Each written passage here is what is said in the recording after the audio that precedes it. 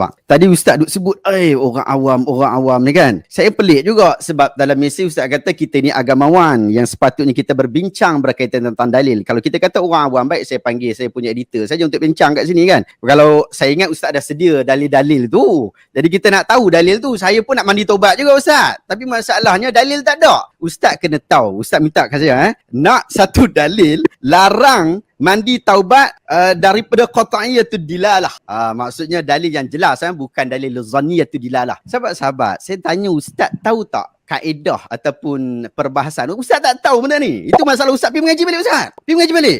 Al-aslu fil ibadah tauqif. Asal bagi benda ibadat tu adalah menanti dalil Ustaz. Kita bukannya kita benda tu tak boleh sebab dalil. Tidak, kita nak buat satu benda tu dalam bab ibadat, kita bukan menunggu apa dia benda tu tak boleh baru boleh buat. Macam contoh saya bagi Ustaz, saya bagi contoh mudah sebab Ustaz kata Ustaz awam. Saya bagi Ustaz boleh faham, boleh cerna elok-elok ni. Solat subuh tak boleh buat 3 rakaat. Solat subuh 2 rakaat je Ustaz. Tak boleh buat 3. Pasal apa tak boleh 3? Tak ada dalil pun. Cuba awak datangkan dalil qat'iyatud dilalah yang mengatakan bahawa tidak boleh solat subuh 3 rakaat. Biar kartiho Ustaz. Ini benda asas pun Ustaz tak lepas. Takkan Ustaz nak bahaskan benda macam ni Ustaz. Ini benda penting Ustaz. Berkaitan tentang orang nak taubat ni Ustaz. Berkaitan tentang perkara ibadat ni Ustaz. Ini bukan perkara biasa. Al-aslu fil ibadah at-taqif. Ini kaedah Ustaz. Ini kaedah. Bukannya kita nak main ikut suka hati saja. Tapi Ustaz, saya ada beberapa soalan yang Ustaz sebut tak Ustaz, yang saya dah predik. Benda tu maksudnya Ustaz nak tanya tu, saya duk rasa-rasa Ustaz akan tanya ni. Mungkin disebabkan saya guna ilmu kasyaf saya, akhirnya saya dapat jumpa soalan-soalan ni.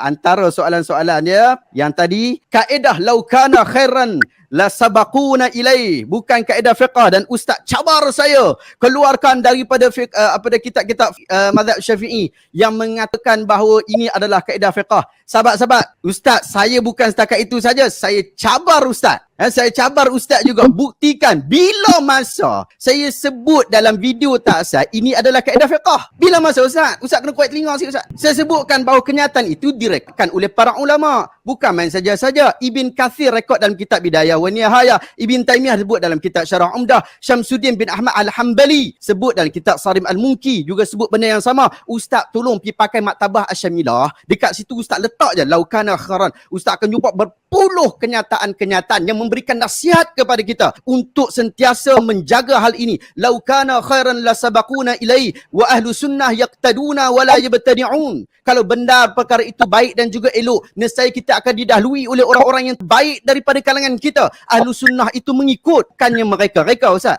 Ustaz kata tadi, kita taklid saja apa yang ulama kata. Kita orang awam. Ini Ustaz, ini jawapan saya Ustaz. Daripada sudut akli, saya ambil bagi sikitlah kepala otak kita. Asy'ariyah. Saya Asy'ariyah, Ustaz Asy'ariyah. Kita sepakat berkaitan tentang hal berkenaan. Yang menonton banyak salafiyah. Okey, dalam sudut akli dia kata, jika nak taklid, saya kata, jika nak taklid yang mana satu? Kalau kita kata, okey, kita sekarang taklid saja. Okey, kita nak taklid yang mana satu? Yang kata tak ada kerana prinsip al-aslu fil ibadah at-tauqif tadi pun yang menukilkan kenyataan tanpa hujah. Tadi saya dah sebut dekat Ustaz, saya dah nyatakan secara jelas pandangan-pandangan ulama, dan Ustaz pun tahu pandangan-pandangan tu. Ada yang memang ada hujah dia, dah ada dalil dia, dia ada disiplin dia ikut disiplin, bukan mereka-reka. Yang tu kita kata hujah dia kuat. Tiba-tiba ada satu yang bersifat pandangan semata-mata. Kita nak pergi ambil yang tu ke ataupun kita nak pergi rujuk saja. Kalau kita kata kita ni orang awam, kita taklid saja. Kita tengok ni. Seperti adakah kita nak bertaklid kepada pandangan yang mengatakan samakan saja pembahagian faraid antara anak lelaki dan anak perempuan kerana alasan maslahah. Ni, ini bukan orang biasa sebut ni. Ini mufti Tunisia sebut ni. Dan dia sebut dalam di dalam kitab-kitab, bahkan direkodkan oleh Al-Qardawi dan kitab Fatawa Asy-Syadzah. Disebutkan di situ. Bukan adakah kita nak taklid saja? Taklid sajalah, biar pilah. Padahal bercanggah dengan Quran. Taklid saja. Atau keharusan membuat patung manusia. Seperti mana disebutkan oleh Al-Syekh Al-Allamah Muhammad Abduh. Muhammad Abduh bukan orang biasa. Mufti Mesir. Tokoh besar. Yang dipuja-puja oleh Al-Azhar daripada dulu sampai ke hari ini. Kita orang yang mengaji kat Al-Azhar, kita sentiasa meneliti apa yang disebutkan oleh Al-Syekh Muhammad Abduh. Dia kata boleh buat patung manusia. Sedangkan benda ni bercanggah dengan Quran dan hadis. Ataupun pas fatwa merapu daripada Jemaah Ahbash, yang anda boleh rujuk, Ustaz boleh beli yang ni Ustaz, murah dia ni, kitab Fatawa Syadzah ni. Dr. Yusuf Al-Qardawi. Fatwa merapu daripada Jemaah Ahbash yang mengatakan tak wajib dah datang solat Jumaat sebab makan bawang. Jadi bila kita makan makan bawang tak wajib datang solat Jumaat. Ini semua adalah fatwa para ulama besar. Adakah kita nak pergi taklid mengenai macam ni? Kita kena pergi rujuk, kita kena pergi tengok. Allah Ta'ala sebut, wa idza qila lahum ittabi'u ma anzalallah qalu bal nattabi'u ma alfaina alaihi aba'amna awalau kana aba'uhum la ya'qiluna syai'a wa la yahtadun. Dan apabila dikatakan kepada mereka, turutlah apa yang telah diturunkan oleh Allah, mereka menjawab tidak, bahkan kami hanya menurut apa yang kami dapati daripada datuk nenek kami melakukannya. Mereka menurutnya sekalipun datuk nenek itu tidak faham sesuatu apa. Dan ini bukan disebut saja-saja. Bukan saya kata, oh ini saja Syahbudin ambil nukil ni untuk nak pergi kata para ulama. Ni kita mengaji dekat Al-Azhar dalam usul fiqh. Ustaz boleh buka kita cerita berkaitan tentang apa dia taklid dan juga masalah berkaitan tentang taklid. Disebutkan dalil ni, keperluan juga untuk kita. Yelah kita orang awam, memang kita awam, tapi kita tak bodoh sangat Ustaz. Kita tak bodoh sangat. Kalau benda tu ada dalil, Ustaz bagi tahu kita sami'na wa ata'na. Ustaz bagi dalil dekat saya untuk mandi taubat. Saya esok saya mandi taubat. Hari ni juga pun saya mandi taubat. Sebab ia perkara sunat, ia digalakkan berdasarkan dalil, takkan kita tinggalkan. Nabi SAW suruh, takkan kita abaikan. Kemudian, okey, yang ni Ustaz tak tanya biar saya relax okey. Wallahu ta'ala alam. Ada lagi soalan saya tertinggal? Okey, Ustaz sebut kita serah kepada Asy-Syarqawi.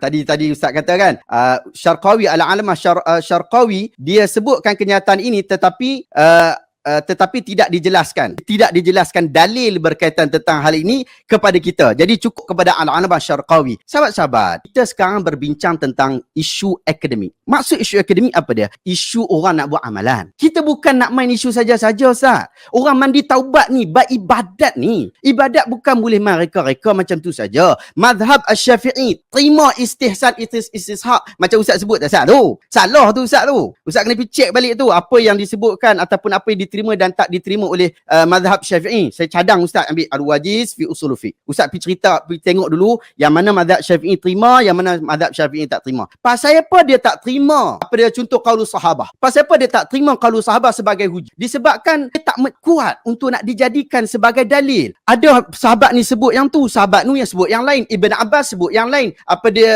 Aisyah sebut yang lain. Mana satu yang disebut sebagai pendapat utama? Tak boleh nak jadikan dia sebagai hujah. Itu menurut mazhab Asy-Syafi'i. Tak boleh nak jadikan hujah utama. Cuma mungkin kita kata boleh menjadi rangsangan, itu tak ada masalah. Tapi nak jadikan dia sebagai hujah utama tak boleh. Nak kata okey, disebabkan Ibn Abbas ambil pendapat berkenaan dan ada pendapat so dalam khilaf ni kita boleh mendahulukan pendapat Ibn Abbas. Boleh jadi begitu. Tetapi tak boleh kita kata mazhab Syafi'i demikian itu dia tak terima. Ada lagi, orang alim tak syarat sebut illah hukum. Memang dia tak syarat sebut illah hukum Ustaz. Tapi Ustaz tu, dia bila kita kata Ustaz datang untuk berbahas kat sini, Ustaz kena buat semak akal lah, kena buat dululah. Kan? Buat semak, baca dulu apa illah dia pakai. Kalau dia kata okey qiyas belah mana. Saya nampak ada sebahagian kata qiyas, tapi qiyas tu belah mana. Jadi kita nak tahu daripada Ustaz. Tapi kalau Ustaz pun tak study, macam mana kita nak dengar daripada Ustaz? Macam mana kita nak ambil manfaat ilmu daripada Ustaz? Kalau Ustaz kata bab illah hukum ni kita bagi saja Asy-Syarqawi rahimahullah, kita kena pergi dekat kubur dia Ustaz. Kita kena bangkitkan dia. Wahai Syarqawi rahimahullah, bangkit kau daripada kubur ini. Tapi tidak boleh dilakukan itu kerana ia termasuk dalam perbuatan yang Allah Ta'ala nak Allah Ta'ala punya urusan. Kita ni disuruh untuk mencari kehidupan kita. Mandi, taubat ini perlu dapat dalil yang khusus, dalil baru kita Ta'ala alamu bis